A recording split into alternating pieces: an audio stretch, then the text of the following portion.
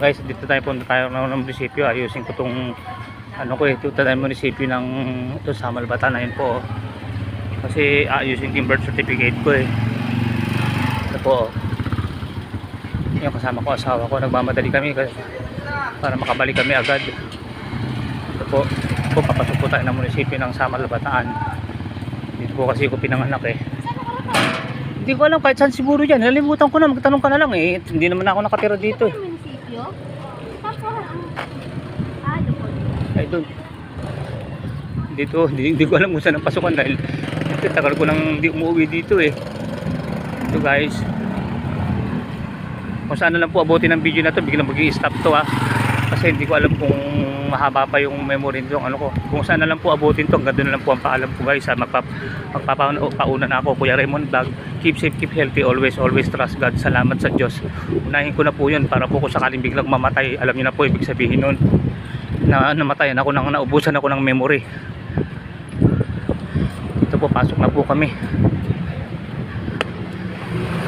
Oh, may tricycle.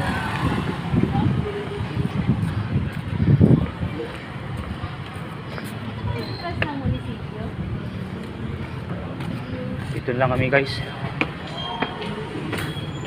Dito lang kami guys. Guys, ito po yung Dito po ma'am. Tapos pangalawang pinto sa kaliwa. Sir, saan po mag-ayos ng sa birth certificate? Salamat dun kay Sir. Tinuro sa amin dito. Sige guys, pagka naubos to, bahala na po kayo. Alam niyo na po yun. Ibig sabihin, ubos na po. Kung hanggang saan na po lang po abutin ng video.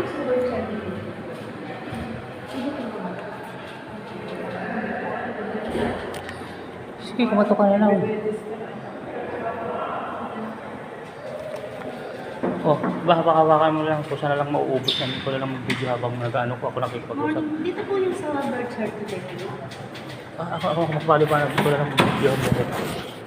Ako na ang mabulol-bulol ka. Tungkol po dun sa birth certificate ng mister ko, kasi po, yung dito RA, pagdating po sa Olonga po, RE na ang nakalagay, ayaw tanggapin. RE po ang nilalabas sa akin sa PSA doon po kasi nung kumuha ko dati sa NSO nung mga time na siguro mga 19 ano pa po, mga 78 sa NSO pa dati sa Santa Mesa. Ang nilabas naman po talaga RA, kaya yun na po ang ginamit ko maski sa pagkuha ko po ng passport, pati sa Hingi lang kami ng pati sa marriage license namin. Tapos dito po. Tapos nung tinignan ko po yung original na register ko, talagang RA pala. Kaya talagang pinakatawanan ko ng gamitin. Nung nawala po yung ID ko ng SS, pinapakuha po ako sa PSA. Ang lumalabas po ngayon sa PSA, RA. Ang PSA mo, ka na.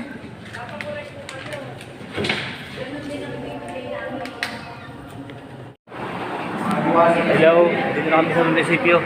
Binalikan ko yung ano namin, yung birth certificate ko kasi may pipirmahan pa ako, tapos saka yung mga ibang makukunin mga requirements. Ang dami pa lang nagiging problema ng kailangan talagang maingat yung shoutout po sa mga nagpapanak po. Akala nyo po ganun-ganun lang po.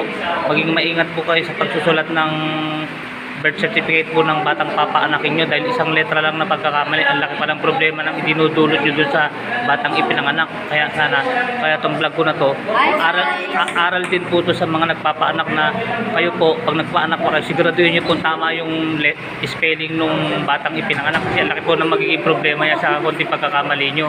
Ganun po yun. Shoutout po sa mga nagpapaanak.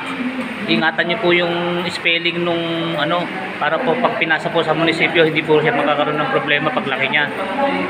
O sige, andito ko sa munisipyo.